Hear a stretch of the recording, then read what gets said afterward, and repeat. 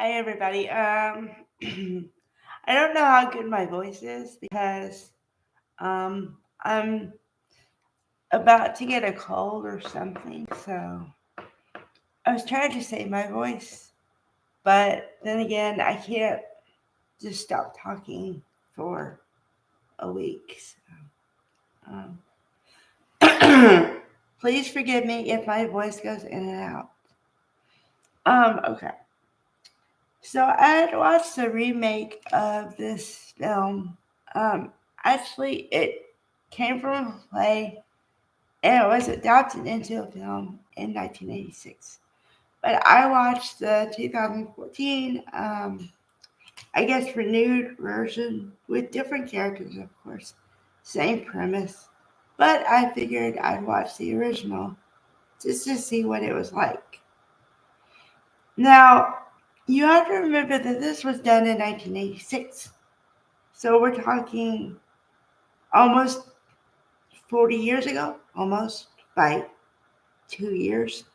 Um, so a long time. So honestly, when I first started watching it, I thought that the situations and the characters are going to be really dated, but that's not the case. There's only one character that's kind of dated, played by Jim Belushi, um, Bernie Litko. He's your traditional man who has one thing on his mind, and if you have to think about it too long, you don't know what I'm talking about. And he doesn't know how to have a conversation without it. That's his character. The main characters are Danny and Debbie. Yes, Danny and Debbie. Played by Rob Lowe and Demi Moore. Before Ghost and before all that. And I think even before St. Elmo's Fire. I'm not really sure of the timing. I know St. Elmo's Fire was done in 1986 as well. I just don't know the month. So, okay. They play two Chicago yuppies. That's young urban professional. And they happen to meet in a bar and they flirt. They have adult fun the first night, which even Debbie says, I can't believe I did that on the first night. I'm like, okay. Um, but then she has a friend named Joan. And of course, Joan is, and I say of course because I've seen this trope a bunch of times. Okay? You have the main character, a guy and a girl, and they have to have best friends, right? And the best friends always hate the other one. So his best friend hates her, and her best friend hates him. Okay? And so this is true. And also, you kind of get the feeling that Joan has been hurt a couple times and is totally over relationships, period, until she meets a guy of her own. But that goes south. But I'm getting ahead of myself. Okay, so Danny and Debbie meet, they have adult fun, and they start hanging out for a couple months. And then it turns into they live together. And apparently, they are 23 and 24 years old around that age. And of course, you can assume they've never lived with anybody else except for maybe, well, she lives with Joan, but women living with women, or like he would, Danny would live with a guy, that kind of thing. Okay? So then when the moving in happened, you're supposed to assume that it's a total change for both of them. Although Debbie um, conforms to it, adjust to it more quickly than Danny, right? Because Danny thinks it's going to be really cool and he's going to be a frat party still and have a girlfriend and still be able to go out all the time and whatever. Okay. And he does go out sometimes, but not as much, right? But that happens. The problem in that relationship is he blames her for changing his life, and he acts like he didn't know it was going to happen and he just wasn't ready for the change.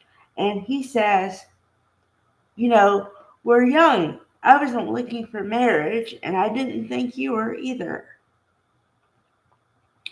And then what happens eventually?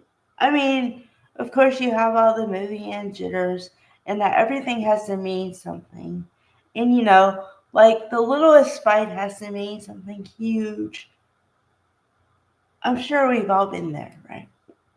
Okay. So the ultimate thing that ends it is Danny is extremely late coming home, and he's sitting there in the dark, and she gets on him, or maybe this is the day before.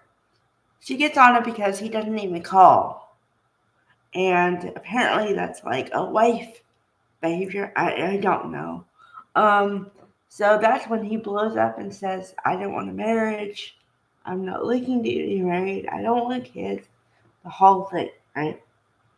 And so he says, I think one of us should move out. So she takes him at his word and moves out. And then, like a good, weird guy that he is, he then grovels to try to get her back. And then, okay, so you're supposed to believe that the whole thing elapsed in 5 months, right? And then they happened to see each other, quote unquote.